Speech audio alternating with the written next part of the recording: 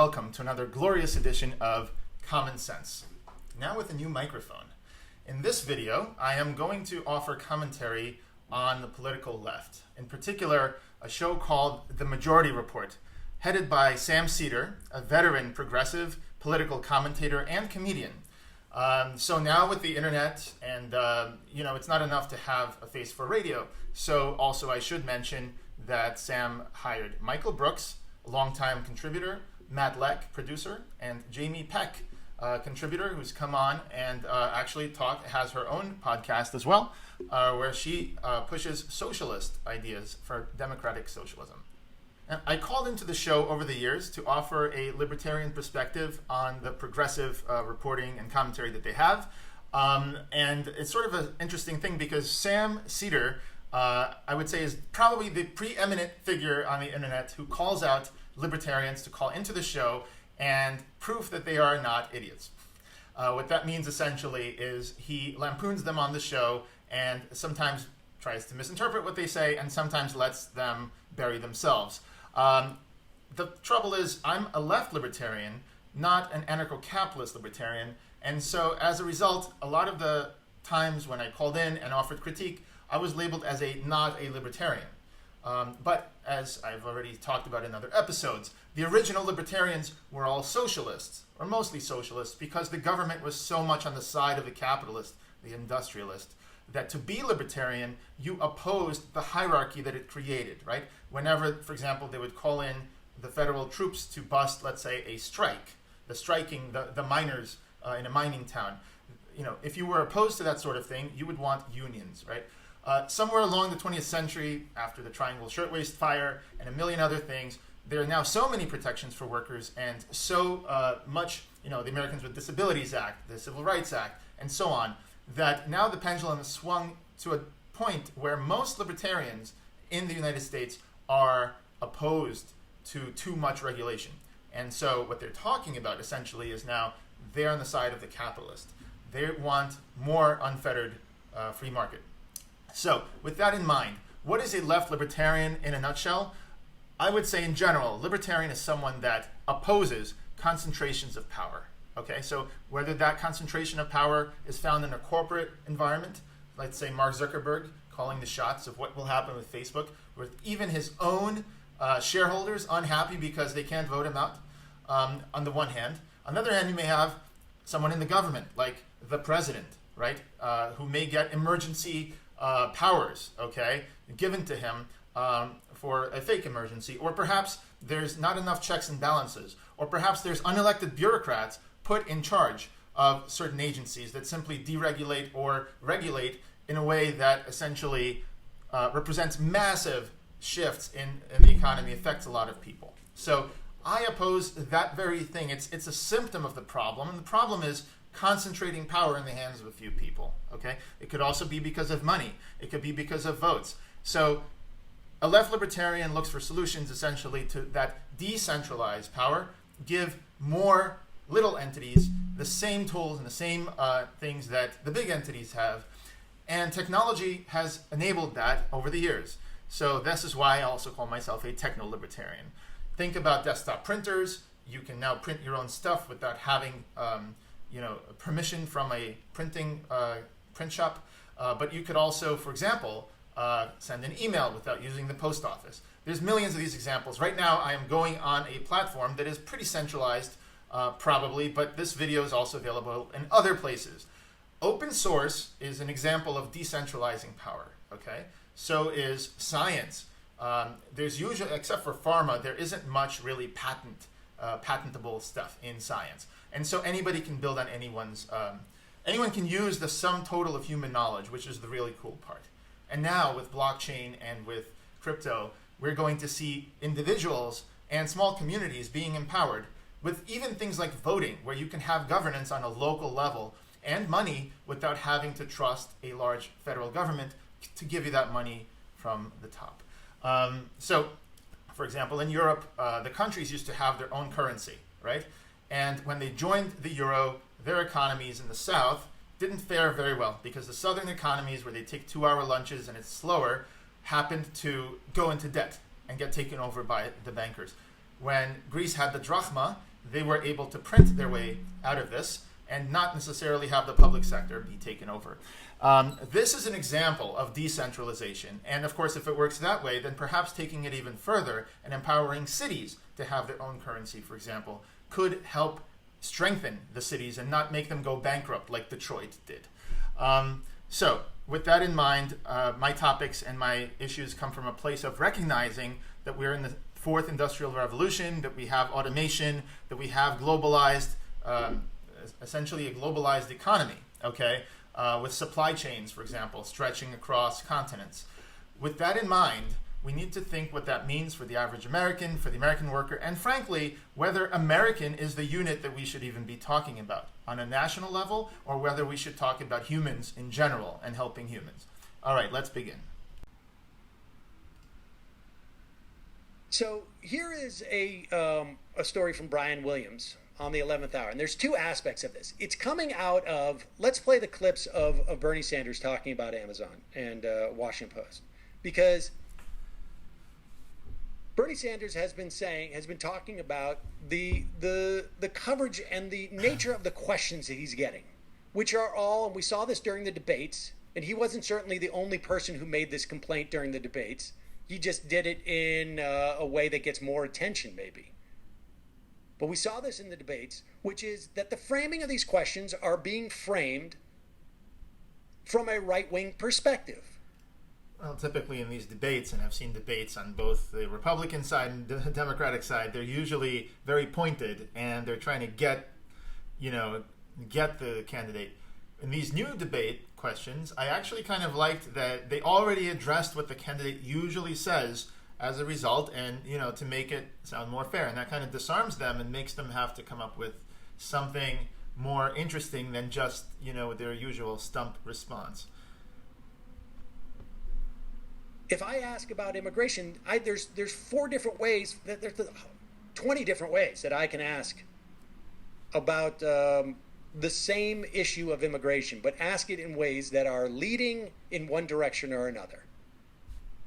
And certainly, if it's up to me, I'm going to lead in a way that is framed by the left. Right, but usually the moderators of the debate try to challenge the candidates. So if the candidate's already on the left, then they're going to put the question to them from a point of view that's more to the right of that candidate's position. And I imagine if Sean Hannity is doing it, he's going to lead by a frame of the right. But when you're doing a debate with Democrats, what is the point? It's for Democrats to figure out who they want to vote for. Well, this is the whole thing with our political process right now, is that the Democrats may put a person up, that is has the most support from the centrists or whatever, but then might lose because people want an anti-establishment candidate or someone who could shake up the system, someone like a Bernie Sanders or someone like Andrew Yang. In the past, this was someone like Ron Paul, for example, on the Republican side. And Donald Trump was perceived to be that kind of outsider. So it's weird. I remember when Kerry was put up, and then he lost to Bush, a guy who got us into the Iraq War, a guy who spent trillions of dollars of American taxpayer money. And he lost to him because Democrats keep putting up people in their process that are just not very inspiring. When an old guy gets up there and you've got tons of young people, whether it's Ron Paul or Bernie Sanders, you got to take notice. Why are all these people supporting him? Okay, I've only seen essentially 3 people, Ron Paul, Bernie Sanders, and Andrew Yang. I've also seen Donald Trump, for a different reason, attract nationalists in this country. So anyway, continue. Is the point for boxing them in on a Republican frame, unless you are already taking this primary to the general election as a reporter? Because they don't do it on the right. I mean, it's just simply they don't. That's not exactly true. They definitely attacked Donald Trump early on. The putative outsider was attacked by Fox News because the stuff coming from the top said you got to attack this guy, and they did. His record on women, etc., etc. Remember the Rosie O'Donnell stuff? Yeah. But somewhere along the way, Fox News became his cozy friend. Okay, but they didn't like his stance on immigrants in the beginning. They didn't like that whole overt, playing us against them kind of thing. And frankly, people in general in the establishment media, okay, they are, yes, of course they are more in the center, okay? They like the status quo, but also they're looking for sensationalism, okay? And that's why Donald Trump got $2 billion worth of coverage, and Bernie Sanders barely gets on TV, okay? And even Andrew Yang gets on TV more than Bernie Sanders, because a guy who is consistent for 20 years, whether it's Ron Paul or Bernie Sanders, is just not interesting. Guy with integrity who says the same things over and over, okay? Whether it's 20 years ago or now, rails against the war, the foreign wars, and the spending, and the fact that we could use that money right here at home, etc. That kind of person is not going to get much coverage. Bernie Sanders is right when he says he should take off his clothes and run around on the stage, because then he would actually win the election in our current system. And we'll see it whether it's in the questions of abortion or the question of, we won't see these debates this time around, but we've seen it in the past. So here's Bernie Sanders he's not broadly attacking the media. He is specifically criticizing the type of coverage he's getting and the nature of the coverage, which politicians, like I said, there was multiple people who said this, who made these comments during the debates. Not multiple people. The actual person that made these comments was Andrew Yang, and now everyone's running with it. I think I saw this meme. First of all, Andrew Yang said this is like a reality show. Bernie liked that, and then he took it to Joe Rogan's podcast and others. Pete Buttigieg talked about the fourth industrial revolution. Who said that? There's basically this sort of thing where people start supporting the ideas. And frankly, I don't think Andrew Yang has a great chance of winning, but I think the ideas are just like Bernie's ideas in 2016. We need something that talks about UBI instead of a jobs guarantee, for example, right? What are you going to do with the people that are just so toxic? Let's say they're homeless or something. They're actually negative cost. So you pay them zero and you still lose money. What happens? Well, they're going to have to get welfare, right? Means-tested welfare plus a jobs guarantee. I mean, anyway, this is a whole other policy discussion. But again, the people in mainstream, there's sort of these camps in the Democratic Party. And the older the mainstream Democrats, of the past, they are afraid of the socialist left, okay? Because even among Democrats, there has been a scare in this country about socialism over the last 50 years. And especially with the Cold War, which they remember, okay? And we're talking about essentially socialists versus nationalists, okay? Socialist group people versus, one versus the other. It's the worker versus the employer. It's the 99% versus the 1%, okay? It's us versus them horizontally. Nationalists, they cut people up, and I made a video on this, by nationality or by borders or whatever. It's us versus them because they are Mexican or they're Chinese or they're Muslim, or they have different religion or different skin color or whatever, okay?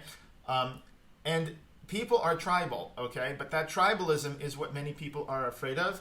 So when you present ideas in a universal way, and Bernie actually does this much better than many socialists do, you present it in a way that this is for everybody, okay? As opposed to attacking all the time the billionaires and the trillionaires and the quadrillionaires. Because what you really want to do is you want to make sure that everybody has the minimum, okay, the standard of living that they can actually have, even if they're between jobs, even if they decided to spend time raising their kids or taking care of their parents. These things should be valued, and we should have a system that values these things. Under a socialist system, you still got to go to work. And still these worker cooperatives, even if we achieve them, would be just as restrictive to new guys coming in. They would be hazing the new guys and having the same kind of immigration restrictions, because if you can work 10 hours a week and have a good lifestyle, you don't want other people coming in and diluting that salary you're getting. So yeah, we need something beyond the assumptions of the 20th century. We need to factor in the ideas of automation, okay? We need to factor in the ideas that people are more productive. And I'll talk about this as the show continues. But here he is And he ties Bezos into this. But listen carefully, because he's being accused of creating some type of conspiracy, as if Jeff Bezos calls up people in the office and says, don't do this. Anybody here know how much Amazon paid in taxes last year? Yeah. Yeah, Andrew Yang does that. That's his shtick. And I talk about that all of the time, and then I wonder why the Washington Post, which is owned by Jeff Bezos, who owns Amazon, doesn't write particularly good articles about me. I don't know why. We have pointed out over and over again that Amazon made $10 billion in profit last year. You know how much they paid in taxes? They got it, zero. Any wonder why the Washington Post is not one of my great supporters? I wonder. He does the same with CNN. He did it on the debate stage. He said, right after this debate, we're going to have some kind of pharmaceutical company come on and advertise on CNN. So, yeah, he's aware, like Noam Chomsky is aware, that capitalism is an inescapable part of our political discourse, basically. Why? New York Times, not much better. Now, so that's basically the evidence. But also, again, there's not much controversy with Bernie. Okay, there's not. He said the other day that he's going to grab them by the belly button. Okay, there's nothing. Bernie's clean. Okay, that's the problem. The most you got on him is he's got 3 houses and maybe a TV. So, like, seriously, that is the issue. AOC, on the other hand, is awesome at getting media coverage. She tweets in such a way that gets everybody after her. And when you do that, you're like Donald Trump. You're like the Hulk. You just get stronger the more you get attacked, okay? It doesn't weaken you. You know, when FDR said, they're united in their hatred against me and I welcome their hatred, okay, that gave him notoriety. Bernie has this, but he doesn't actually have the controversy to get ratings, to get the news to cover him, okay? And Ron Paul is the same thing. These are the guys that we all want to vote for, but the media, the way it's set up, the capitalistic media, is not going to cover that. And that's another reason why we need a collaborative media, which doesn't have the talking heads, okay? But also, it has sort of a Wikipedia-type collaborative thing, where what you see is the result of people collaborating. No heroes, okay? No celebrities. Like CNN used to claim that they had no celebrities and they just report the news. We need that, like, enforced, okay? Wikipedia is a great example, okay? No individual editor or something is a hero. No scientist is a hero, typically, except maybe Einstein, Newton. They all build on each other's stuff. That's the kind of system we could have, a collaboration system instead of a competition system. But, of course, we want to be heroes. Sam Cedar wants to have his own show, and so we remain polarized. But it's that Bernie Sanders is peddling some type of conspiracy theory. Here is a coverage of that on with Brian Williams. Was this last night? Okay. And he's got 2 reporters on. If you think the way that this media is set up in this country doesn't affect how we vote, you have another thing coming. That's a concentration of power right there, okay? Whether it's Seymour Media with the whole, everybody has to say that same script. They saw like the local media. They bought up all the local stations and then they all have to say the same script, okay? What do you think that does? When you have an alignment, this top-down regime, okay, everyone is not acting in their own interests. No one is really collaborating so much.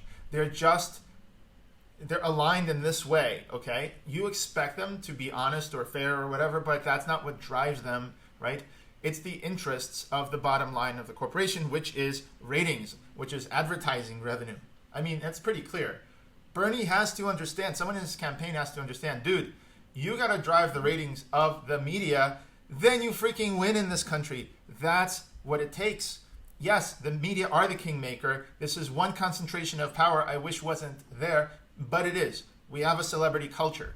Get some celebrities to endorse you, man. Every other day, have a celebrity go on. Let them be the controversial figures. Okay, fine. I don't care as long as they're saying your name positively and endorsing you. Get an army of celebrities coming out day after day. Keep that going because there are kingmakers in this country. Okay, there are, and yeah, Sam is kind of one of them a little bit in his own little socialist world. One is Costa from the Washington Post, and the other one, And then the other one is the Wall Street Journal reporter. Here is Brian Williams. Caught my attention from the political Twitter site called the Horse Whisperer. Pause it. Okay, first he's going to start with a tweet from the political Twitter site of the Horse Whisperer. Yeah. Prominent. Who the heck is that? Yeah. But prominent website, twitter.com/horsewhisperer. This is. You know what this reminds me of? Twitter.com, by the way, /horse. Horse Whisperer can't even have his own domain or its own domain, okay? It can't have its own WordPress site. No, it has to use twitter.com, a massive centralized platform that could deplatform it at any time. Never mind the fact that they have twitter.com / their brand. Never mind that. This reminds me of how Fox had, there was actually a story on Fox about how Alex Jones was complaining that Google was censoring his results on the Clinton body count story.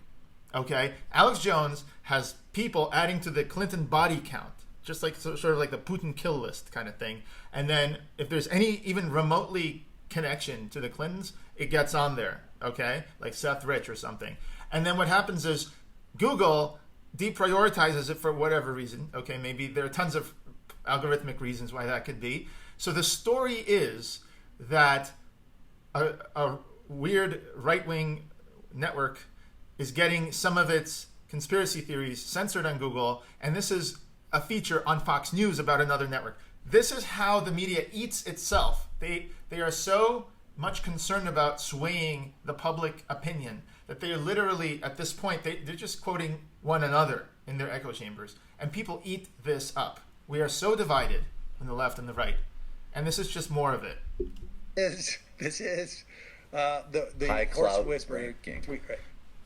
My attention from the political Twitter site called the Horse Whisperer. Okay, since this is trending, here's my Bernie story. The year was 2016, and Bernie was already long eliminated from contention.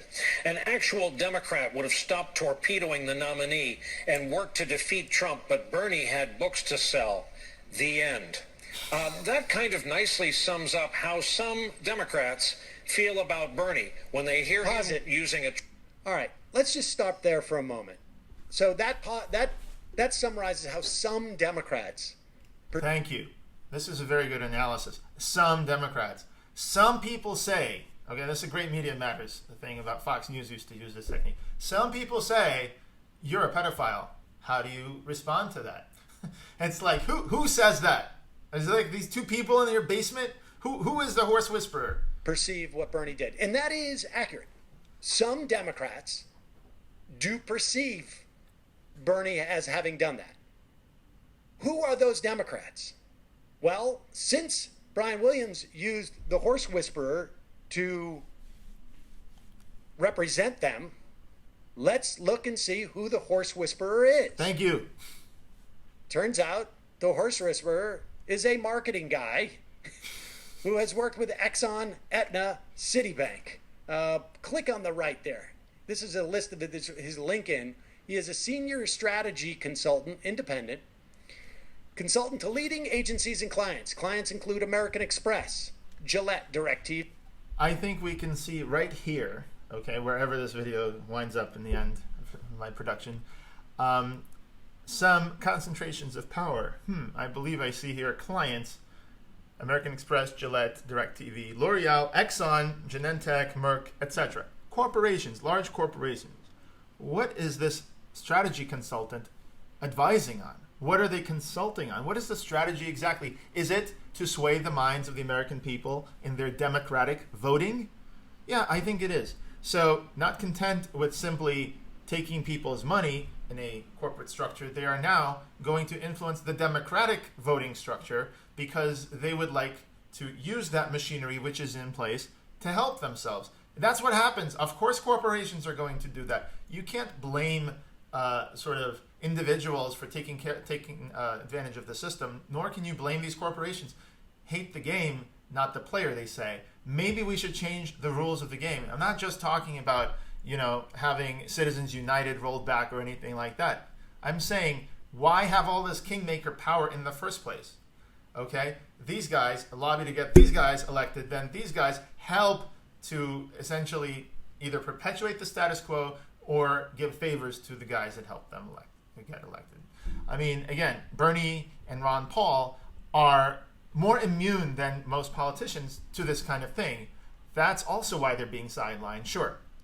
But again, Trump, I believe personally, it's the controversy, stupid. Like, you should be, attracting constant controversy for the media to cover you. Then you're going to win. Regardless of all this, you're going to win. EV, L'Oreal, Exxon, Genentech, Merck, Eli Lilly, those are pharmaceutical companies, Cisco, Verizon, AT&T, T-Mobile, Old Navy, Time Inc., etc. All right, let's move on. But I think I'm pretty clear here that we have concentrations of power, okay? Because it's corporate power, people on the left are going to agree with me. But that corporate power is trying to get people put into positions of power in the public sector, okay? So why do we have such concentrations of power there? Why is there so much responsibility? What are they trying to do? Why are they spending all this money? Obviously, whatever they're going to get back is important to them, and it's valuable. That value, where does that come from? And why do we have that system in place?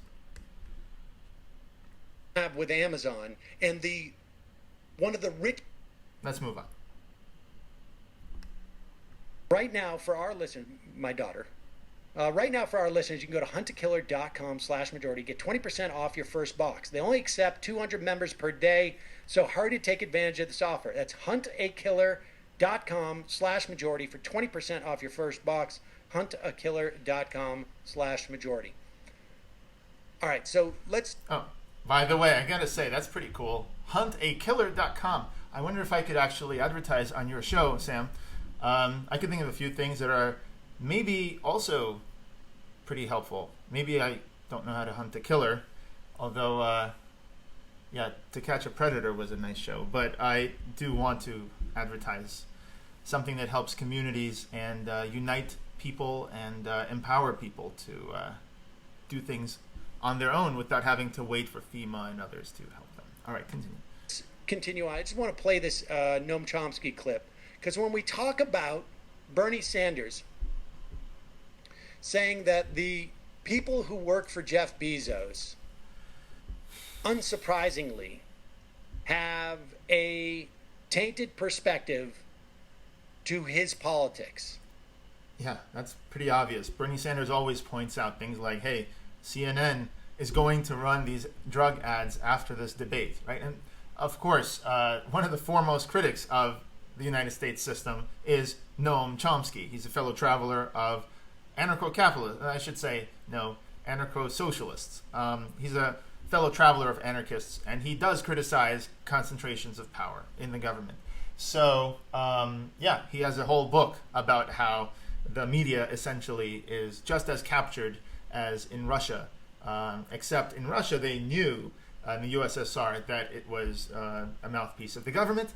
Here it's all about access, or it's about advertising revenue, and so on. But the way that you game this in this country is you have to be controversial. If you're running for president, get some celebrities to endorse you. They necessarily, despite the fact that if you... look what kind of boost it gave Andrew Yang when just Elon Musk tweeted about him the other day. He just tweeted like, oh, I support Andrew Yang. And suddenly, that gives him a big bump. You should be doing that, Bernie, every other day, every other week. You look at his platform, issue by issue. His policies are mainstream as far as the American public is concerned. They are, by any definition of the word, at least in terms of what they hold and support, his policies are mainstream. Ron Paul's policies, many of them, were extremely mainstream. We're talking about the Constitution and liberty, okay? Now, this may not be Sam's audience, but many people in America are down with those things, the Constitution and liberty. The guy lost. The guy lost badly because he wasn't covered by the media, because he was consistent, 30-term congressman who just basically said it how it is. And, multi-term congressman. He is not covered in that way. Of course not. And his policies are not covered in that way. No one is. And these are the type of people who are going to work in this type of institution, largely speaking. So Sam here illustrates my point. What is this type of institution? It's just another kingmaker, right? It's the mainstream media, or it's the guys that have the tons of viewership. Now that maybe Sam will get up there, or David Pakman, or Kyle Kalinske, or someone, who knows, they may have a platform. Okay, the Young Turks, they will start to have those kinds of questions of what they're going to cover. I like the independent media on both sides. I like to see diligent efforts to prove your points and not just have a lukewarm, middle-of-the-road approach. I want to see both sides, right? But the American people are getting polarized because most people are not going to look at both sides, because Facebook is going to keep showing them stuff they already agree with, and they're going to have the friends that they already agree with and unfriend the rest of the people. So Facebook, the media, all this stuff is having an effect on our democracy. Don't blame the Russians. Blame the fact that we have this system in the first place, okay? And we, the people, do not need kingmakers. We do not need people telling us what to do, and Twitter sending things out to 5 million people without vetting even what the guy said. Not all, but many. That is going to be the editorial thrust. On some level is going to be broadly status quo.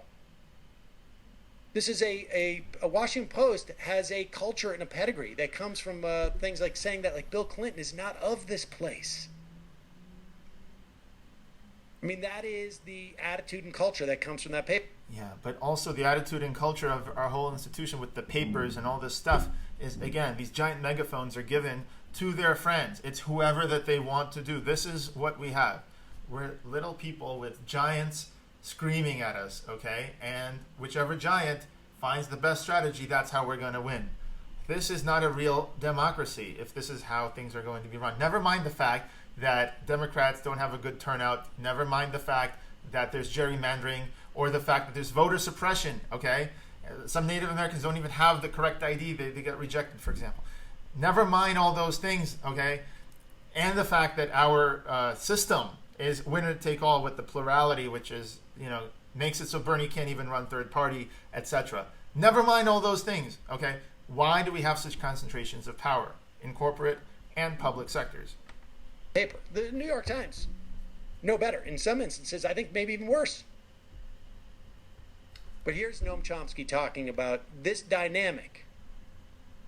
King. You don't wait. Like the problem that people had in my work, with an offended Andrew Marr, I might say. The problem I had with Hillary Clinton doing those speeches for whatever it was, $250,000, $400,000, whatever it was not that she was going to do something for those banks because they were giving her the money. It's that they knew that she was the type of person who does stuff for them. And that's why they give them the money. Yeah, they're friends. Yeah, that's basic. So you're just basically talking about this. Power and corporations together, right? I mean, if you take it to an extreme, it could be fascism, right? So I think you are, in a way, describing the problems that left libertarians and libertarians in general would be armed with some solutions to, which would be, hey, why don't we try to decentralize the actual powers of the government? Yeah, sure, they've provided nice services like the post office, but we can have email. Sure, they could have provided ways to print newspapers, but now we have blogs, okay? We have your own show runs on a decentralized network called the web, okay? But it's at the whim of YouTube. Now, you're going to have a few other overlords, okay, like Apple and Google and other things, Patreon. But the thing is, ultimately, wouldn't it be better if everything was a little more decentralized and you wouldn't have to rely on Twitter or someone, for your livelihood or anything like that? What I'm trying to get at is we have solutions. Now, there could be different solutions. But with a libertarian mindset, the solution is always to decentralize power and to give the tools to everybody. Okay? The tools that currently only the Fed has, or only Hillary Clinton has, okay, or whatever. That's why she's getting the access. And that's why they're getting the access. So if you don't want them rubbing each other's shoulder, we the people can do something about it. But that means a smaller government, maybe in the sense of replacing some of those features with technology. We are here, right here, you and I, like this. I see. And so I don't need to tell you to do anything. I just know you're going to do it. Answering organization. Tell me how that works. By the way, this video is pretty old, isn't it? We've had this for decades. This is the system. You're living in the matrix. You're not suggesting that proprietors phone one another up, or that many journalists get their copies spiked, as we say? It's actually Orwell, you may recall, has an essay called Literary Censorship in England, which was supposed to be the introduction to Animal Farm, except that it never appeared, in which he points out, look, I'm writing about a totalitarian society. By the way, one of Chomsky's great strengths is he goes back to the original authors, and what he focuses on is what they actually meant, whether it's Adam Smith or whether, in this case, George Orwell. That's his focus. Sometimes it leads him a little bit astray, but I really like what he brings to the discussions. He always talks about the original intent of the actual writer, whether it's Marx or whether it's David Ricardo or someone else. And that's really important because a lot of the time their lines are pressed into service to support things that they didn't mean to say in the first place. But in free democratic England, it's not all that different. And then he says unpopular ideas can be silenced without any force. And then he gives a two-sentence response, which is not very profound, but captures it. He says two reasons. First, the press is owned by wealthy men who have every interest in not having certain things appear. But second, the whole educational system, from the beginning on through, just gets you to understand that there are certain things you just don't say. Well, spelling these things out, that's perfectly correct. I mean... Okay, first of all, there are some loopholes around what he says. Like I said, the media does have an Achilles heel, which is ratings. CNN decided to talk about the Malaysian Airlines. It was a great channel. Used to be praised that they would uncover things before the CIA did abroad. Okay, their journalists were praised. Then they decided to cover for months on end one thing, and that was the Malaysian Airlines. Okay, even Obama lampooned them. The point is that they sold out. That was the moment they jumped the shark. Okay, and others like MSNBC were specifically designed to emulate Fox. And Fox, of course, has the agenda. But guess what? Even Fox had to do it 180 when Donald Trump started winning. And he started winning because he had the coverage. So one way you could hack the system is to get consistently really interesting stories told about you, whether you or your supporters, which can be coming out of the woodwork and scheduled. So that's one thing.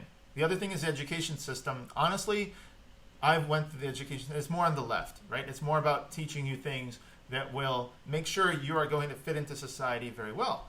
And you're not going to have radical ideas, especially ideas which are racist or something that is going to be harmful to someone else. Of course, you're going to teach the children everything about tolerance and respecting the environment. So, yeah, I think that is actually not a bad thing. People talk about the environment or being nice to each other, and that's being taught in school. One thing that's not being taught in school is socialism. One thing that's not being taught in school is the nature of money or economics. There are many different ideas. One thing that's not taught in school is religion, though. You can argue that economics is just another form of religion. It's the first sentence is what we expand on. This is what I don't get, because it suggests that, I'm a joke, people like me are self-censoring. No, not self-censoring. There's a filtering system that starts in kindergarten and goes all the way through. And it's not doesn't work 100%, but it's pretty effective. It selects for obedience and subordination, and especially I think so stroppy people won't make it to positions of influence. Behavior problems, or if you read applications to it. It's become worse than that since this episode aired with Chomsky. Now we have kids over-medicated for ADHD. Because they won't sit down for 10 hours and shut up and listen so they can work for giant corporations. Wow, what a concept. Their parents have to put them in that school because someone's got to watch the kids, because the parents have to both work now in corporations. So it used to be only one parent normally worked in the corporation. Now both parents do. And we wonder why the kids are being turned out by public schools. Well, This is what happens when the state raises the kids. And of course, again, the parents have to work in capitalist large corporations. How much different is this than the USSR? People used to laugh about how people drank vodka in the USSR. Billy Joel has a song about how you got to learn to drink your vodka straight. The only way to live was drown the hate. Well, look at, unfortunately, the country today. The opioid epidemic. 1 in 4 middle-aged women is on antidepressants, okay? People are lonely, living in their apartments, getting Amazon deliveries. I'm looking at you, Michael. Now, seriously, though, the thing is, people are lonely. There's a depression epidemic. They're putting their kids in public schools. They're putting their parents in nursing homes so they can work longer and longer hours. And why is that? Because of automation. Because the demand for human labor is steadily going down since the 60s. But we'll get to all that. With graduate school, you see that people will tell you he's not, doesn't get along too well with his colleagues. You know how to interpret those things. I'm just interested in this because I was brought up, like a lot of people, probably post-Watergate film and so on, to believe that journalism was a crusading craft and that there were a lot of disputatious, stroppy, difficult people. I think that's true, but he's got a smug sort of expression. In journalism. And I have to say, I think I know some of them. Well, I know some of the best and best-known investigative reporters in the United States. I won't mention names, but whose attitude toward the media is much more cynical than mine. In fact, they regard the media as a sham, and they know and they consciously talk about how they try to play it like a violin. If they tell me something. If you can play the media like a violin and you think that it's a sham, which, again, I said there are loopholes and Achilles' heels to it. Why do we have, though, that honeypot? Why do we have that kingmaker in the first place?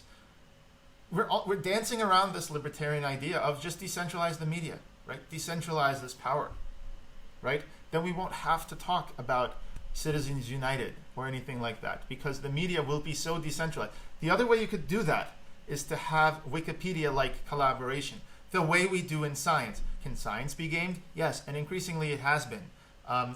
With the pharma companies and all kinds of things like Monsanto, and of course with the smoking and the cell phones and everything like that. But at least it's a system with peer review and things are filtered before they're actually shown to you. And by the time you're actually seeing it in a journal or something else, at least there's some semblance, okay, of a professional field of people that have, digested this, okay? And people from all sides. It's like a vote. It's like when you vote, people from all parties kind of look at what happened. Or you don't just leave, you don't just have one agency that's Republican count the votes, and then one agency is Democrat count the votes. They all count it together. So if we had collaboration, again, instead of these competitive capitalistic systems, then we would have essentially Wikipedia for news, Wikipedia for drug research, Wikipedia, open source, GitHub, okay, the web. You could view source on this YouTube website. That's the point. That's where humanity should be going. And how are people going to contribute to open source or science or anything when they don't have any disposable income or time, free time? How are they going to take care of their kids? And that's why we need to move to a sustainable model where no matter how much of the money keeps going to robots and capital, it's going to be redistributed back to humans. Because if we don't do that, who is to say, what economic law is there that says humans will always make enough money and always be valued by their employer enough to make a minimum wage or anything really? What is a minimum wage really? So yeah, we need to be prepared for that. And when we have that redistribution in place, we can use it, okay, to curb, for example, negative externalities like carbon. Okay, in France, when they put the carbon tax, people actually revolted.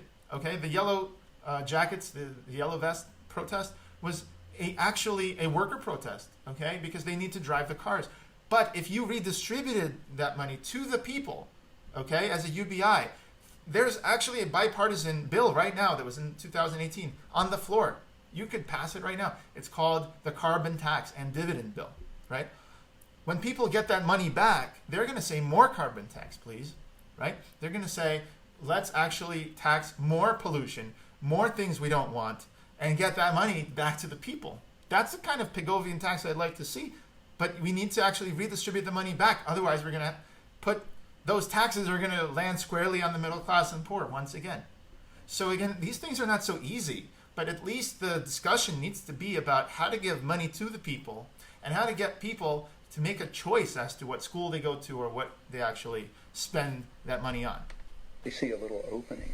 They'll try to squeeze something in that ordinarily wouldn't make it through. And it's perfectly true that I'm sure you're speaking for the majority of journalists who are trained, have it driven into their heads that this is a crusading profession, adversarial, we stand up against power, a very self-serving view. On the other hand... This is the thing, they stand up against power, okay, because they have power that they can use against the other power. But the power that they have, the guy can do an end run around and not publish a story and bury the lead, right, or whatever. Instead of that, how are you going to control a Wikipedia? How are you going to control an end-to-end encrypted people's newspaper? So that's the point. The point is we need technology to come and save us a little bit from the systems we have been using, because if we don't, the technology is going to be used by the ones in power. Okay, it's going to be used by the Chinese government with the AI to see and have a social credit score for everybody only. It's not going to be used on behalf of the person. So if you want news, why do we need, look, people have these guys. They have cell phones. They can use the cell phones. They don't need necessarily to listen to your intrepid reporter in the war zone. They're in the war zone, many of them. They can have their own perspectives put up there with videos, and other people can digest and figure out, did Assad actually create this gas attack, or was it the rebels? These kinds of things would stop being so politicized, and we wouldn't be pitted against one another by our intelligence agencies, okay, which again are unelected bureaucrats and agents who can really affect the way we think about the Iraq War, for example, and manufacture sometimes consent, which is what Chomsky talks about. In my opinion, I hate to make a value judgment, but the better journalists, and in fact the ones who are often regarded as the best journalists, have quite a different picture. Well, first of all, what I love about that is like he is subtweeting the guy sitting right across from him. By the way, owned, this is not the point of all this, right? The point is for everybody to win. The point is to get to a better system. It's not to score cheap political partisan points. Before subtweeting even existed, Noam Chomsky mastered it in interview formats. I am talking about you, just in case you were actually wondering, but I'm not going to say that. All right. And that is, I mean, this is the reality of this. Now, with that said, Bernie Sanders didn't come.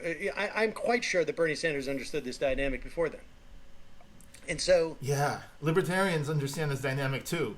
But you have to take them actually seriously. See, you're assuming that these centers of power are just somehow, eventually going to be fixed. And the system is just going to work much better. But what about the other way? Do you really want to go back to a system where you don't have any desktop printers?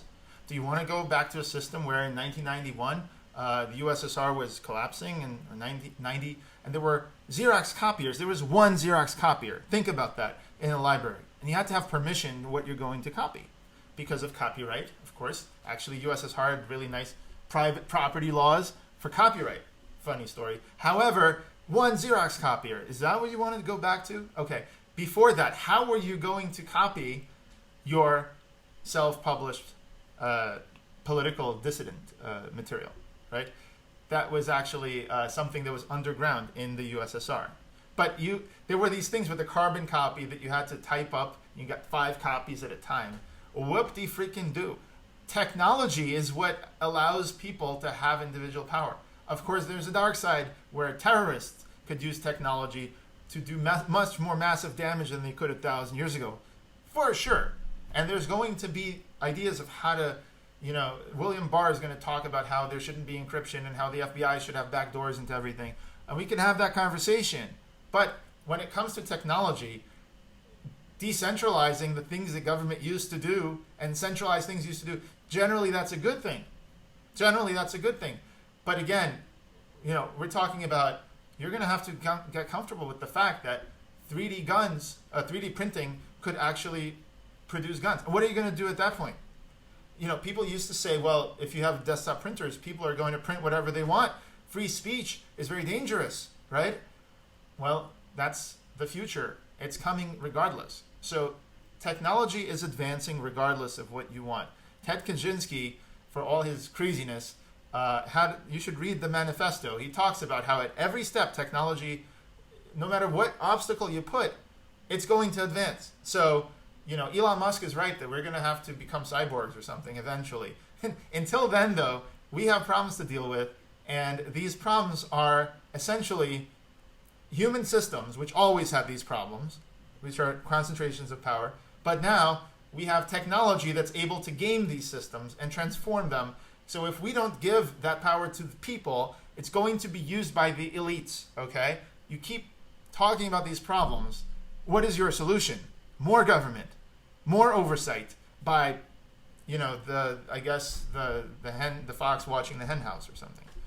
I saw Bernie Sanders speak in college. He made precisely the same Right. thing. He spent most of his speech talking about media monopolies. Here's the other part of why what we talked about earlier is BS. Because all of those journalists, right,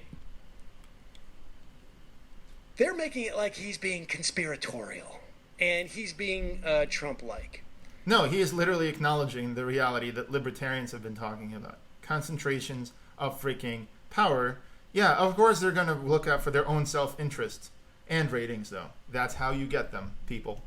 What Bernie Sanders is doing is he's not discovering the truth of what is problematic with the media.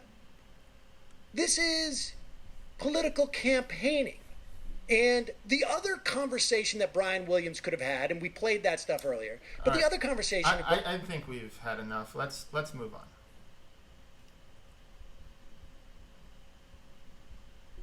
Ooh, immigration. You're saying that it's very important to be able to stand on your own 2 feet. A lot of people may support you and respect your saying that, but the poem doesn't say that, right? The poem that's on the Statue of Liberty... I didn't bring up the poem. Well, an NPR reporter did, and now you have. Okay, I didn't bring it up. I'll answer your substantive, intelligent question. Look what's happening. They want ratings. Maybe he didn't bring it up. Maybe they twisted it. But we're going to have a story that people are going to actually follow for a while. Why? Because we have a 24-hour news cycle. Why do we have that? Because we have a nice corporate machine that's built around a technology called the tube. Okay? Yeah, the TV. And they figured out that you could just keep doing this. Jon Stewart was right. This is for national emergencies. Okay? Like, I don't know, after 9/11, okay? Or the War of the Worlds. But it's not. This is what it's become. This is what it's become. So I don't even care about this. I'm going to give you a substantive encounter. Okay, however it came up, you said, give me your tired and your poor. Okay? Who can stand on their own 2 feet and who will not become a public charge. So now we're going to make an entire news cycle about this, which is probably about 5 to 7 days tapering off. That's what you said. I just played it. The poem reads, give me your tired, your poor, your huddled masses yearning to breathe free, the wretched refuse of the teeming shore. Send these, the homeless tempest-tossed to me. I lift my lamp beside the golden door. Yeah, except this was actually a French sculptor, okay, who essentially gifted this statue, and it was given at a time, okay, to the United States when it had open borders. When people could come in. This wasn't a time when FDR sent ships of refugees back, of Jews full of ships sent back to the Holocaust, okay? And they were killed in the Holocaust, okay? This is not a time when Trump is sending people back to Honduras or wherever they're from, and then they die in a drought, or they're killed by gangs, okay, which are just as bad as ISIS, by the way, and are in our own backyard and fueled with the drug war money, okay? So, in other words, we actually... we have a system today of closed borders, okay? I don't care. This is not a Trump thing. I'm going to play some things with Democrats. You could look it up. Clinton was saying the same thing. Obama was proud of how many illegal immigrants he deported from the country, okay? So we're talking about victimless crimes, incarceration of people who, for example, smoke pot, okay, or possess a lot of pot. And at the other end of the spectrum is people have crossed a border, a national border, because we care. We are nationalists in that our people will have these things, and like welfare and access to hospitals. So we can't have anybody else, taking our free goodies over here. Yeah, and it's tied into the climate change and everything. So we're going to have to think more globally. And the way we put up these national barriers, Sam, do you think we're going to dismantle our national identities overnight or quickly enough to actually welcome people from fleeing the droughts, fleeing the climate change and the gangs? No, we're actually, all we care about is like in, it's like in Game of Thrones. We got the wall, right? And then people can't come in. Look, I'm actually okay with building a wall, okay? Because human trafficking can be reduced. People can come through ports of entry. But that can actually pay for itself, okay? With border guards, you don't have to have that many border guards. But then in the actual ports of entry, in your actual immigration policies, you need to make those smarter. You need to, like Biden says, actually go and help the people in their own countries. Why aren't we doing that? Oh, we only seem to care when they're at our border. So, yeah. And by the way, it's not really leftist, and it's not really a very leftist thing or progressive thing to say who's going to pick the crops. Okay, that is not a good argument for letting immigrants for seasonal jobs and everything. Why don't we pay crop pickers more money? Why don't we actually care about that class of worker? So the answer isn't, hey, give me your tired and your poor so they can just be exploited over here, okay? Even though it's still better, they still choose to do that. The answer is help them in their own countries. Don't export the violence to their countries, for example. And why do we do that? Again, because we have concentrations of power. Same Joe Biden was spearheading the drug war. He was basically saying, lock these people up, and the violence kept getting worse, and the drug dealers kept getting more ruthless as their underlings were busted. But that's what happens, right?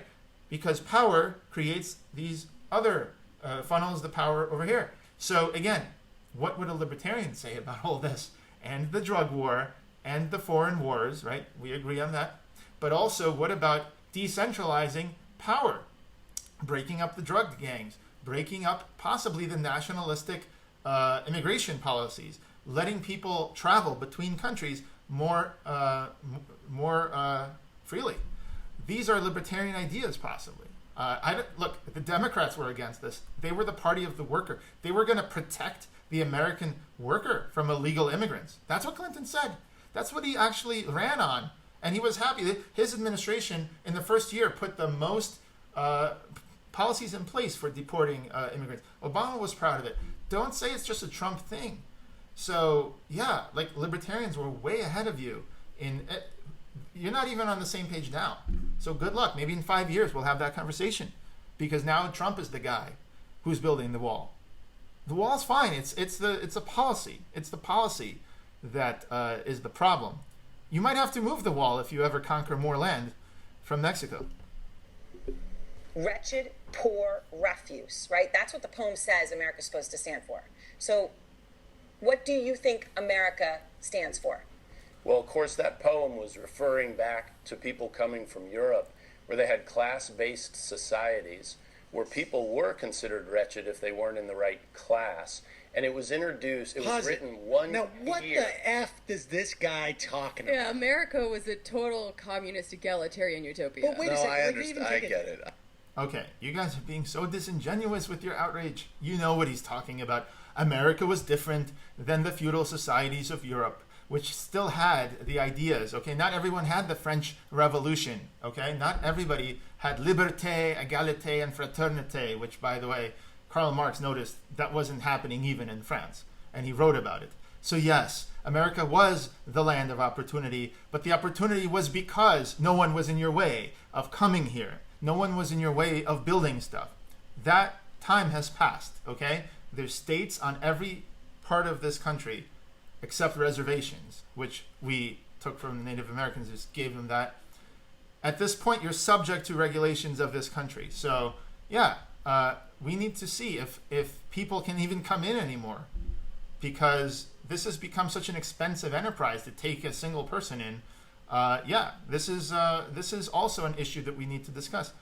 So, if communities could take in people, decentralized communities, cities, sanctuary cities on the city level can take in. And by the way, you're on the left, but you actually support states' rights and cities' rights, right? Doesn't it feel good when sanctuary cities can actually make their own policy and take in people if they can afford it, okay? And the federal government says, no, you can't. So you're actually on the side of states' rights and cities' rights in this one. You're actually on the side of limited government when it comes to Donald Trump not getting emergency powers given to him over a fake emergency of an invasion. There's no invasion, right? The number of apprehensions has gone down by 16 times since 2000. All of this is manufactured crap, in my opinion. What's his logic? His logic is that, yes, in the way he's talking about class, is that in a European context, at that time, you might even be relatively loaded, but you're looked down upon because you don't have a title or something. Well, thank you, Michael. It sounds like you're being intellectually honest here. And so you can come here and you don't have to put on airs, but you have a lot of money still, so you can stand on your own 2 feet. So classic. There is putting on airs when you talk about Yankee Doodle went to town a-riding on a pony, stuck a feather in his cap and called it macaroni. Macaroni was actually putting on this style, the macaroni style of Italy. Just wanted to say that. I think it's literally, I think it's basically what he's saying. You don't know the difference between This is what bothers me about this show, right? Someone like David Pakman would steel man what the guy is saying. He would get it right away. Or before doing the show, showing the clip, he would okay, I get what the guy's saying. I'm going to steel man what he's saying, and I'm going to be fair. That's why I like David Pakman a lot. Kyle Kalinske, too. He cares about actually engaging with what the other person believes and says. You could sell a lot of this stuff. Look, watch, UBI, family values. Who's going to take care of the kids? Well, if the mother has a lot of money that she's going to get without actually working, she can use that opportunity to maybe take care of her kids at home, make them a nice lunch, make sure they have a nutritious lunch, and not necessarily give it to some. She can witness their first words, their first walk, etc., and not give it to a daycare center. You can do all this.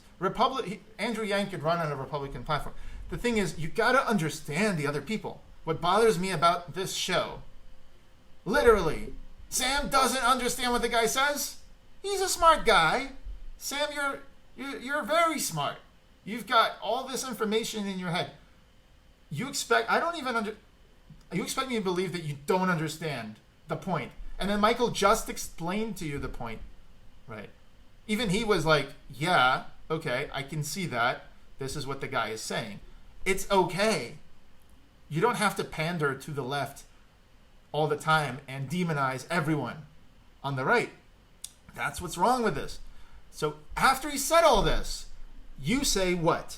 Idea. I'm not saying I'm telling you how I think he's spinning it, dude.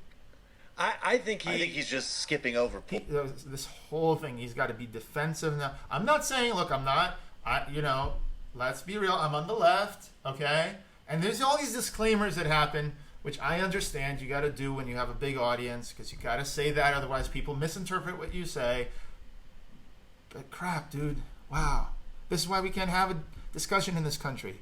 The guy is pretty clear what he was saying. Boy, I think this is he should rewrite the Bible, the meek who own their own businesses Yes, let's use humor to diffuse the fact that we are totally biased. Inherit the earth. The optimist. Small business. The optimist small business owner. I mean, Aaron may have Olive Branch. emphasized wretched, but the poor seems to be the operative issue here. I think he's not talking. I think poor of title. Poor of title. There's a lot of old Regency dramas about that type of thing. He's got a shoe factory. I'm sure he wants to marry the Duchess. Everything's fine, but it's a problem because he ain't a dude. Poor. I love it. No, you got it. Prince Diana, eat your heart out. You got to love this, though. This is a rare moment of Michael actually being more kind of understanding of the right than Sam. Okay, because he's usually more socialist, right? But wow. But of course, you can't have that on the channel. So got to diffuse it with the humor and move on. Of Olive Gardens. It was written 1 year after the first federal public charge rule was written, that says, and I'll quote it, any person unable to take care of himself without becoming a public charge, unquote, would be inadmissible, or in the terms that my agency deals with, they can't do what's called adjusting status, getting a green card, becoming legal permanent residents. Same exact time, Aaron, same exact time. And the year it went on the Statue of Liberty, 1903, another federal law was passed expanding the elements of public charge by Congress. This is a. I mean, when my family came here.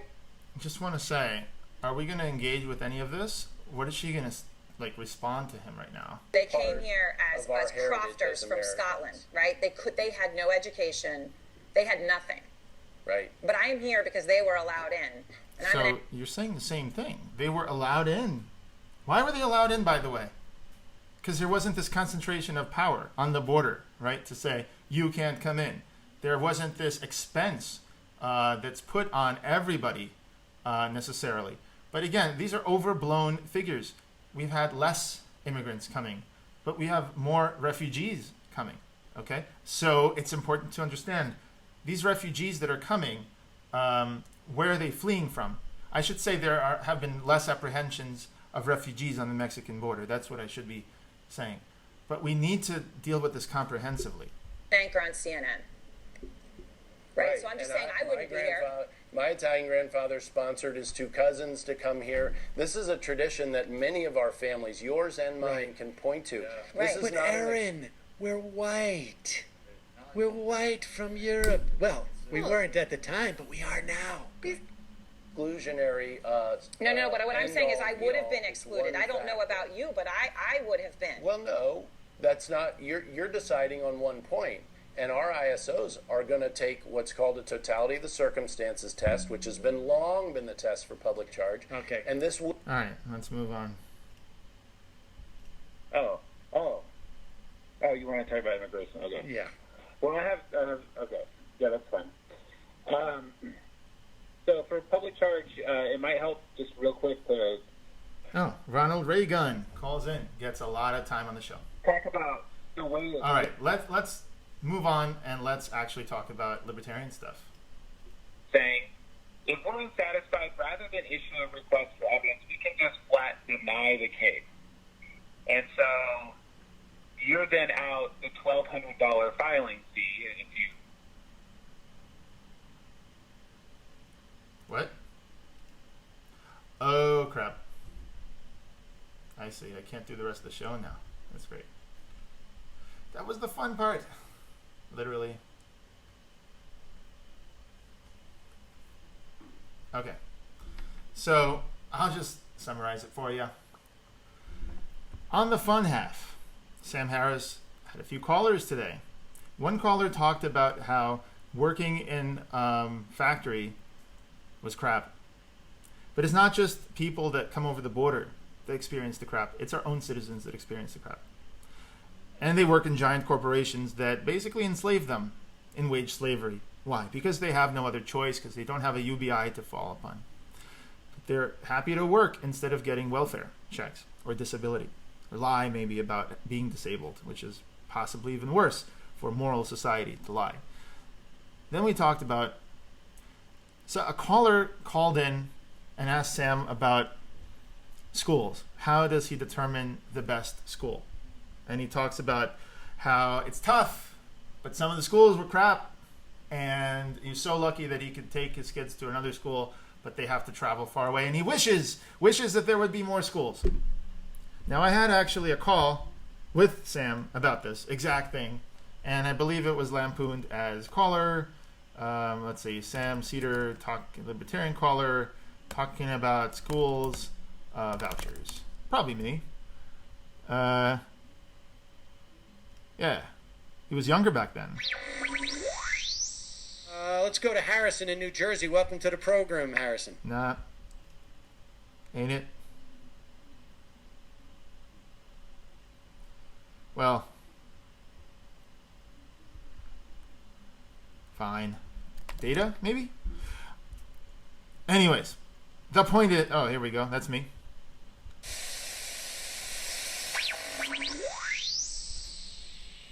Hey, this is Greg. Hey, Greg, how are you? Now I can hear you. Yeah. Okay, perfect. Can you hear me? I can. What's up? Good. Okay. So I think it was about I'm not really that nerdy. It's just a lag. Maybe I am that nerdy. last year that I actually joined the show and became a supporter of majority of the time. Yeah, baby. All right. I just wanted to celebrate by I think originally I joined the show, I was attracted to it because of your libertarian challenge that I saw on YouTube. And so to celebrate the anniversary, I figured I'm, kind of a classical liberal. It's pretty close. Maybe I can put on libertarian hats and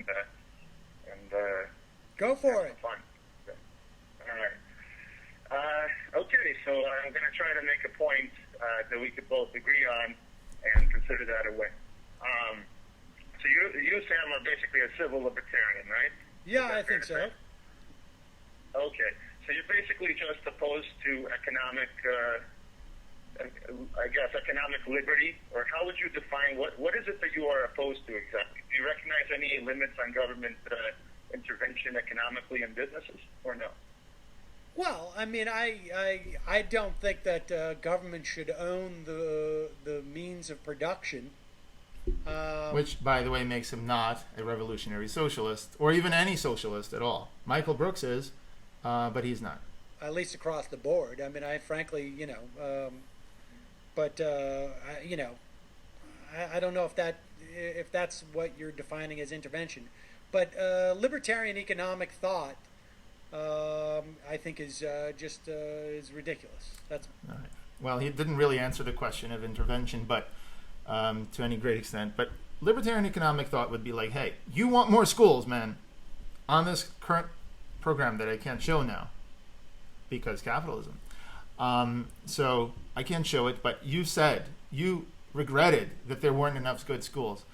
And you admit that some other areas are even worse. The parents have literally very few choices. So why not let the government allow other schools to pop up? Privately funded schools. Let private individuals take the risk of building those schools. Just allow a choice of where to send your kid. Give the parent a voucher so that they can send their kid wherever it is. You're going to see a lot more schools pop up. It's not the same thing as charter schools. It's not the same thing because in these schools, the parent decides where to send their kid. You can have public hospitals in Singapore. There's tons of private, and then there's some private hospitals. You're fine with this when it comes to single payer for healthcare. Totally fine with it.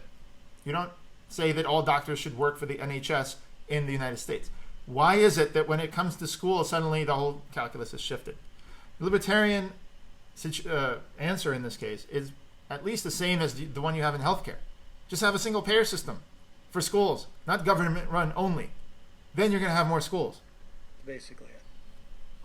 I mean, basically, you also recognize limits. It's just a question of, these guys recognizing more limits than you.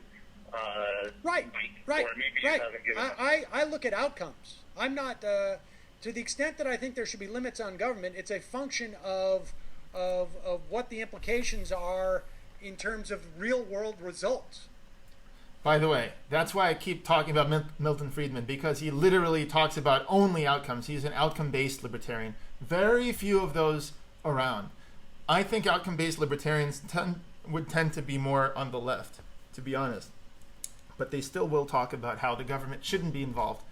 Large corporations shouldn't be involved in many things that they are involved in. And by the way, this whole idea of a single-payer monopsony is something I told Sam Cedar years ago. I'm glad he's now using it in his debates with libertarians. I don't subscribe to some ideology that tells me that government should be involved in everything or government should be involved in nothing. I look at what outcomes we want as a society.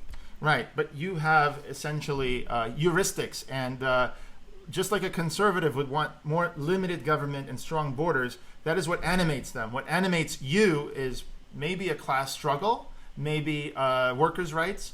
Things that animate you inform the kind of decisions that you would be more sympathetic to, solutions that you would come up with. That's what libertarians have. You could have a policy debate with libertarians about policies, but they're going to be motivated by different things that they care about than you care about. So someone like me cares about decentralizing power. Does that mean that's the only thing I care about? No.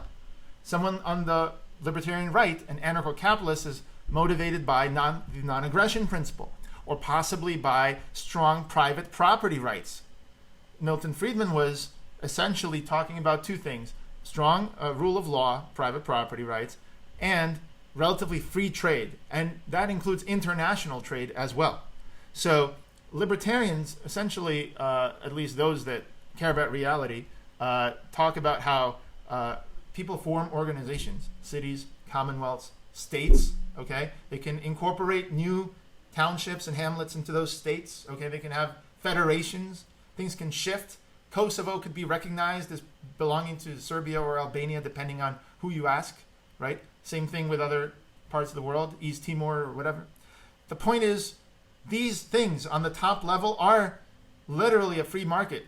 There is literally no monopoly of force between countries. So every international market is a free market in the sense of not having a central lawgiver, okay, or anything like that. Law is, as many jurisdictions you can shop around. Different tax regimes, different languages, okay, different landscapes, okay, different natural resources, different currencies and how they perform. All these things can attract investment, not attract investment.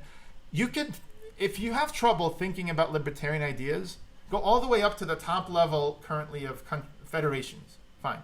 The EU versus the Eurasian Union or African Union, or, the United States or NAFTA, right? At some level, there is now a multilateral system of treaties, of agreements, of trading, of markets, right? That's what people like myself want to decentralize and have smaller entities doing exactly that. While I agree there's many benefits to empires and federations, people on the left actually strongly oppose empires and colonialism. If you think about it, though, it unites people by language. It gives them a common membership so they don't fight each other in pointless tribal warfare. There's science centers, like in our case, Silicon Valley was funded by essentially military money for microwave research. That's what led to a lot of the Stanford University grads starting companies like Intel. A lot of this happens because there's unprecedented peace inside empires. I'm not saying there's only bad things happening from centralization. Common language is good. 50 states are better than one. I can visit Noam Chomsky in Boston and speak the same language and drive on the federal roads made by the federal interstate highway system that has economies of scale. I don't deny there are economies of scale, but I'm very cautious about concentrating power. China's built the most roads of any country in the last 20 years. It's lifted the most people out of poverty in the last 20 years. But look at what it's doing now to the Uyghurs. Look what it's doing now to Falun Dafa. It's been doing for 20 years, a peaceful religion. Look what they're doing to the people of Hong Kong. Look what they're doing in Tibet, and so on. The Christians with the underground churches.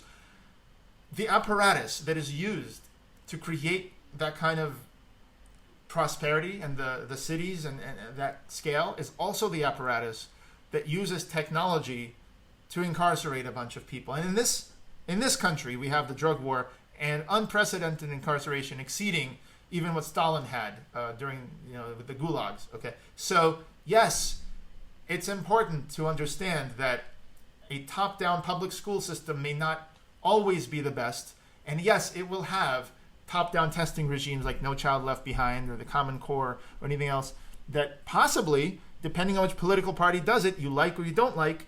The fact is, we have laboratories of democracy. We have laboratories of choice. I'd rather have more laboratories. I'd rather have more choice. I'd rather the parent in each circumstance decide where to send their kids. And you know what's even better than vouchers? It's cash.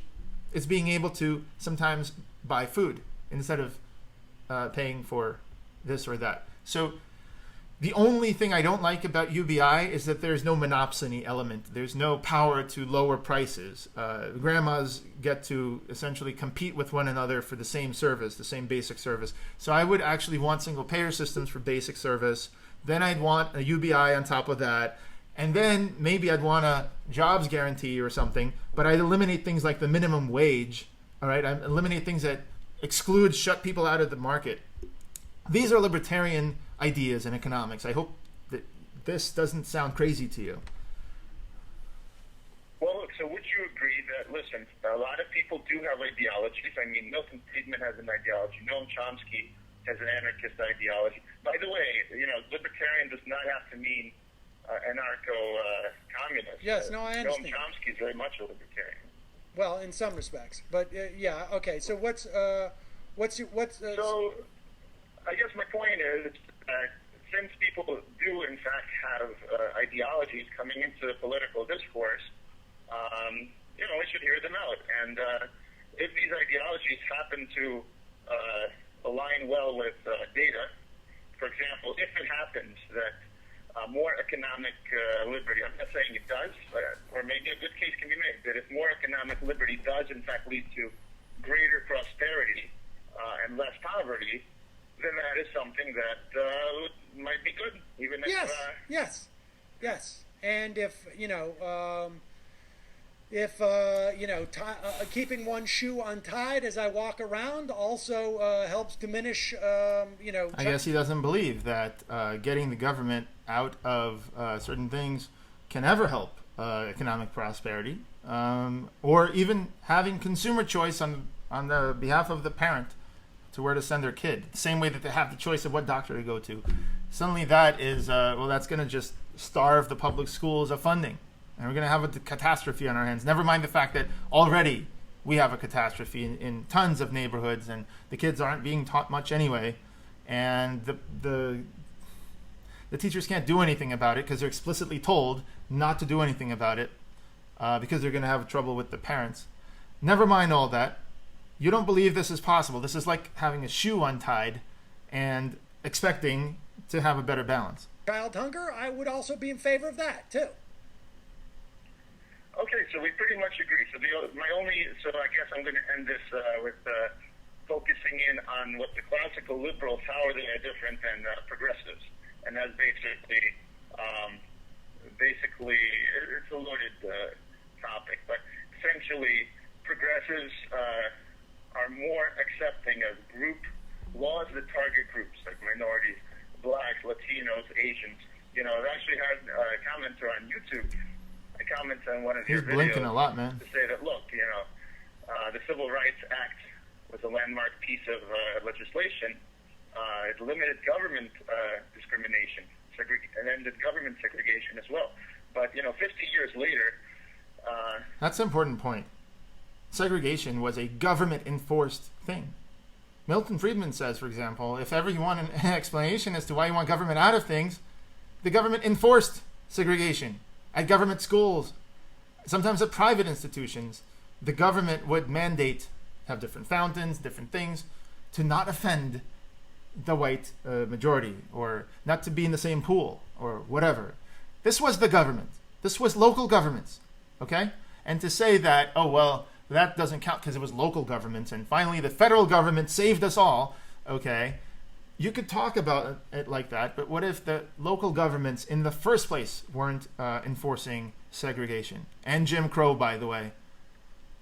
We have to look at these issues on an individual level, not just a group level, with affirmative action, for example, and things like that. And the commenter went and said, I don't know any Asians or Latinos or blacks who would agree with your position. You're just a libertarian nonsense. And I think you're just a racist. I'm like, this is the problem. Who is the racist? Just the person who's looking at the individual, or is it the person who's looking at the individual as a member of a group and saying this group still needs the government to fight their battles for them because they're a member of this group? I'm not sure these individuals themselves would ever want that. So I think that's actually really racist. So my question is, do you recognize the difference between laws that apply to individuals on their own merits, and do you see any problems with laws that kind of collectivize these individuals and maybe penalize, let's say, Asian Americans applying to colleges because they do very well? There was an actual thing. There was a Jewish quota. I'm sure Sam knows, he being Jewish. There was a Jewish quota. Again, it wasn't law. It was simply colleges deciding this. And again, concentration of power. Today, you don't need colleges where even celebrities need to bribe their way into these colleges. I mean, you could have online courses.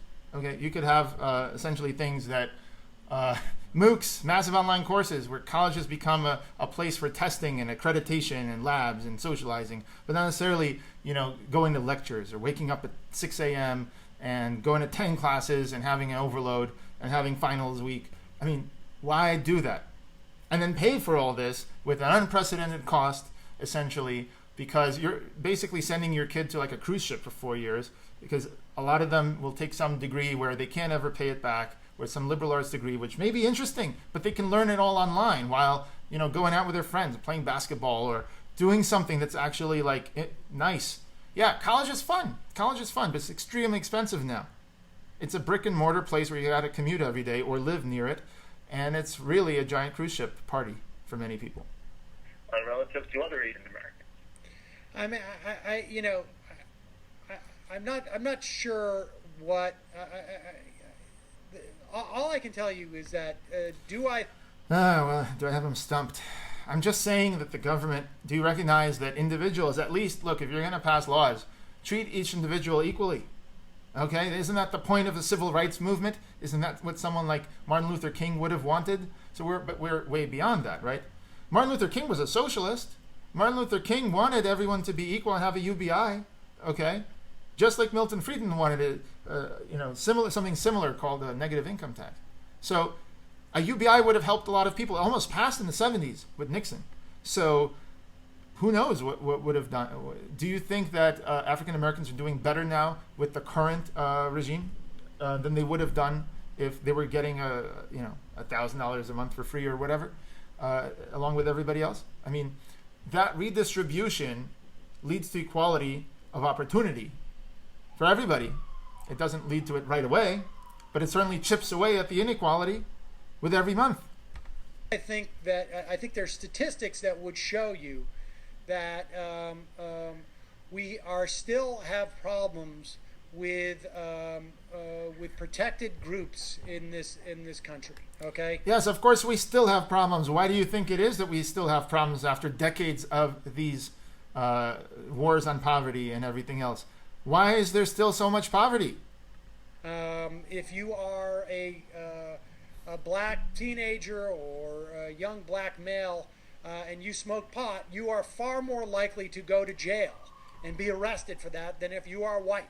Yes, we should also end the drug war, which is perpetuated by whom? The government. Okay, so we abolished the drug war, and now we don't arrest the black teenager. What about the minimum wage? So this other thing with Matt Walsh. I got to do this whole thing. So Matt Walsh talks about how essentially people are being paid what they're worth in the market, and then, Sam Cedar comes back and says, well, that's bollocks. They're not getting paid what they're worth in their market. Look, the productivity went way up, but they're getting paid what they were paid. So there's a big delta, a big change. Well, you guys, you're both right. Yeah, the people, essentially, it's supply and demand. And what you're both missing is the automation. Now, it was mentioned, Matt Walsh mentioned automation briefly before saying a ridiculous thing that the guy could just come in, put on a smile, and totally outperform all the machines. No, dude, he's not going to waltz into Detroit with robots and totally outperform the robots by trying harder, okay? An Amazon wage slave is not going to come and outperform everybody with the Kiva robots doing all the heavy lifting. No, what's going to happen is robots are going to make it so that 5 people can do the job of 20 people. Look at farms. Look at photos of farms, okay? Before the Great Depression, okay? The farms, there were tons of people on farms throughout history with oxen. Where are the oxen? Where are their pastures? They're gone. And socialists also make a problem. Capitalists think that the capitalist will always value, the employer will always value the employee. No, if they're automating away the job, what's the value of so many employees? You fire them. And if, or everyone's wages go down on average, however it shakes out. This guy goes into the law profession. There's too many lawyers in 2008. Now the law profession, you can't find a job, so you got to take a lower pay. But then you go into it's like rats from a sinking ship. Right? And then you got the socialists saying, oh, but only if you unionize, collectively the employer can't just fire you all, right? Well, the thing is, imagine horses unionizing when cars appeared. Oh, we're just not going to take... Yeah, that may work for a while, but eventually their pastures are going to be taken away, replaced by parking lots for cars. And what are the horses going to eat? With humans, unless we engage in massive one-child policy sort of curbing of which is happening, by the way. We don't need to engage in that because female education is taking care of it. And I want more of that unless people so that on the planet, so we could all be richer and pollute less. But the point is that given that we have all these people, they will need to feed. They will need to get basic needs met. Okay, there's the Maslow's needs: food, waste disposal, right, sleep, certain things, sex. These things are required. Even the sex. With the young men, the incels, or the Muslim guy who, the other guy has 5 wives, the young guy has nothing, so he joins ISIS to get the groupies. No, seriously, that's a big factor. That is a big factor with the incels and everybody else that shoots up people. They join something. The point is, you need your needs met. And if the needs are going to be met, then the population will be fine. That's what humans are. We want to have sex. We want to sleep. We want to eat.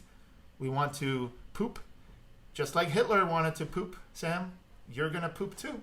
So the point is that we need these needs met. How are we going to get them met when we don't have a job? But we also want to do meaningful things like raise our children, contribute to open source and science and discoveries, maybe do art, maybe do something that's valuable, maybe take care of elderly parents or something. Those are currently valued at 0 by the current economy. They're not factored into the GDP. If anything, they take away from what could be a productive worker in a corporation. So, yeah, we need that society that's prepared for the automation. And that's why, if we don't talk about it, we're going to have a lot of crazy solutions like workfare and a job guarantee for everybody. Never mind the fact that the guy could just be fired every week from every job or be stuck at a job. I mean, how do you shake all this out and have a one-size-fits-all solution for everybody? I mean, look at Qatar, where the people couldn't get an exit visa. So they're basically slaves working for the soccer, World Cup soccer stadiums. Dude, just give people a UBI, give people choice. That's what libertarianism is about, trusting the individual. So we have sort of this weird thing where on the right, they don't trust individuals with money because what if they don't work, right? And then on the left, they don't trust individuals with choices like vouchers or money because what if they make the wrong choice? Dude, that's the whole point. Freedom is about risking individuals making the wrong choice. And yes, some people might make the wrong choice and we need safety nets for them. And on top of that, we need insurance. Sure. But let people make their freaking wrong choices sometimes because a lot of the time they will do better for their circumstance than a bureaucrat somewhere. And by the way, all that money we're spending on figuring out if they're really poor or not, the means testing. Oh, are you dating a millionaire? Looks like I just noticed that last week you were seen with him. Are you really? Because then why are we giving you the welfare? So that whole thing where you have to sneak around and lie. You're not really disabled. Oh, I saw you the other day. You were able-bodied because you did this. You could take a job and still have the UBI. So for all those reasons, for many more, liberty is very important. And it's actually something that people will fight for. And in this country, they might actually have a strong tradition of liberty, and selling them social safety nets that emphasize liberty is something that can be politically done. Selling them the Green New Deal is going to alienate half the country because they don't believe in a handout from the government in that form. I understand that jobs are not a handout, and we do need a lot of things. So I'm okay with some jobs, but there needs to be this idea that healthcare is tied to jobs, or if you don't work, you don't eat. That is actually not very leftist at all. But whatever you want to call it, left or right, you need ideas that are left libertarian in the public discourse, because otherwise we're just going to hear more of the same. That seems to me to be undeniable. And that may be just a sort of just a more glaring and obvious and less nuanced example. But I think that dynamic exists throughout society. And yes, I think that there should be protected classes of people, and my hope would be that in some time in the future we won't need to have that. But when? How long will it take? How many decades? What? And it's like, this is the thing also with other things like Israel, for example. But it's always focusing on Israel. There's tons of other places around the world that we could talk about. But since Sam is Jewish and I'm Jewish, and we talk about Israel, so in Israel, you try the same solution over and over, and you get it. You always expect a different result. Why not try a new solution? Okay, even the two-state solution, the international solution, is long dead. Okay, it's never actually led to anything on the ground. Now, we could have an observer state in the UN, and that's nice. But there's another caller that called in today. very nice idea, which I was talking about years ago. Why doesn't Jordan just give the passports back to the people in the West Bank? Why don't they give them some protection? You know, they're pretty much segregated. There's cities of Arabs, there's cities of Jews called settlements in the West Bank. Yeah, leave everybody where they are. Stop doing this whole ethnic cleansing or just moving people, okay? Start today. Let people be where they are. The settlements get Israeli citizenship. The people in the Arab cities get Jordanian citizenship. Jordan annexes these people in these cities. Israel annexes these cities. And then they work out between them.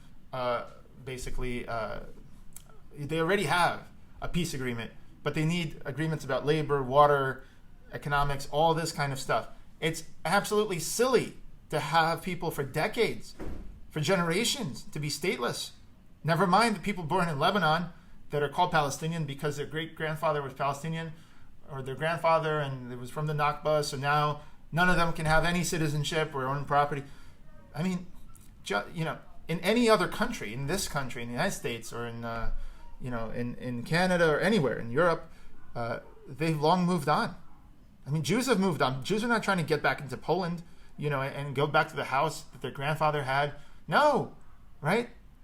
I mean, at least give people the choice. At least would you be on board with giving people the choice of getting a passport in the country they were born in, right?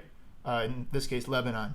But also possibly in the country that revoked their family's passport in 1988.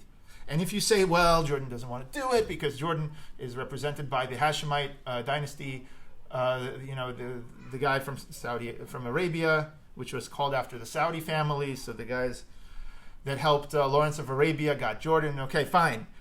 But why isn't Jordan democratic? Why isn't Jordan in the interest of the people living there, which is Palestinians primarily? So, yeah, I think that it's long past to at least offer Palestinians their own passport. I think Israel has done it with Israeli Arabs.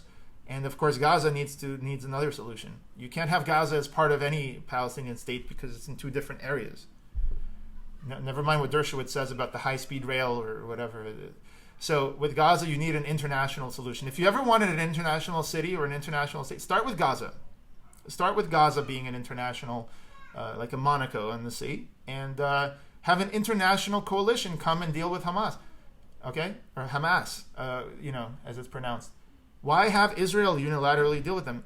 You want an international solution, get international people to an international coalition to come and deal with Hamas and say, we will disarm the whole region in exchange for $50 billion in investment or more. They have gas there. They have a beachfront. They have everything. You just need to have an international force. Practice in Gaza right now. It would be way better for people. Half of them are children. So, yeah, there are real solutions, but instead we're trying the same things over and over. And what it is it's not enough for everyone to win. We need the oppressor, to lose. So in this case, the oppressor is Israelis, so we need them to lose. We need to apologize for white privilege.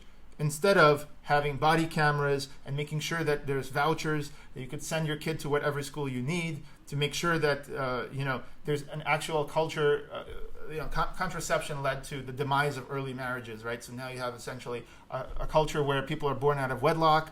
And it affects some people more than others, possibly because they get their periods earlier, or possibly because it's just there is some biological difference. I mean, someone's black or someone's white. It's not only the skin color. It could be also the periods or the height or the whatever. So yes, people are affected differently by policies, of course. And we should look at it systemically. If we pass a UBI, the parents might actually look after the kids at home and might actually choose to spend more time with their kids and have a 30-hour work week or 20-hour work week. These are things that we could do as libertarians without having to, take massive government solutions to fix the problems that we created as a society in the first place.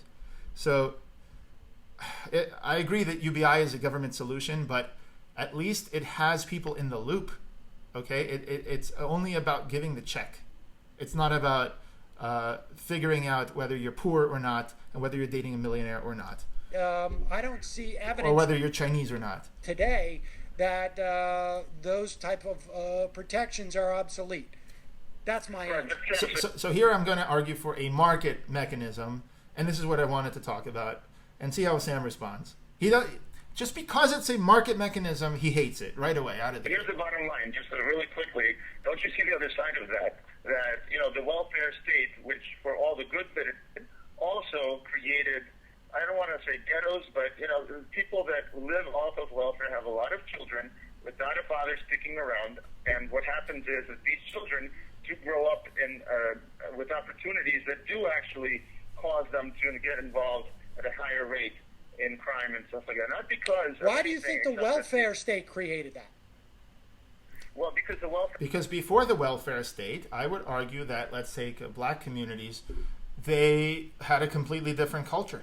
They had a completely different crime rate. They had a completely different murder rate.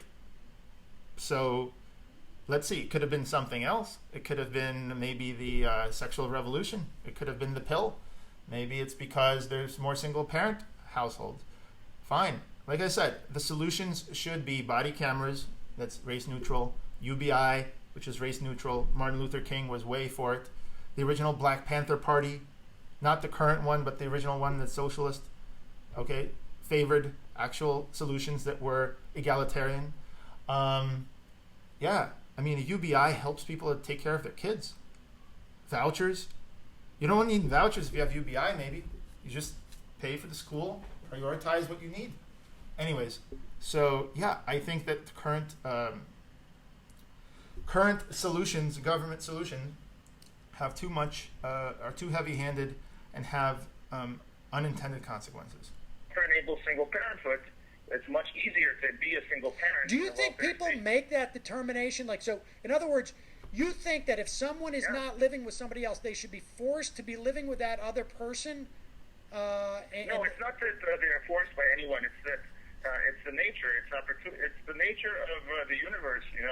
If we collectively subsidize single parenthood, right? If you say it's okay, people are going to have more kids, and they're going to be sitting and trying to get more, and not having. I would need to see data that would suggest that people make those determinations based upon what they perceive they're going to get for welfare.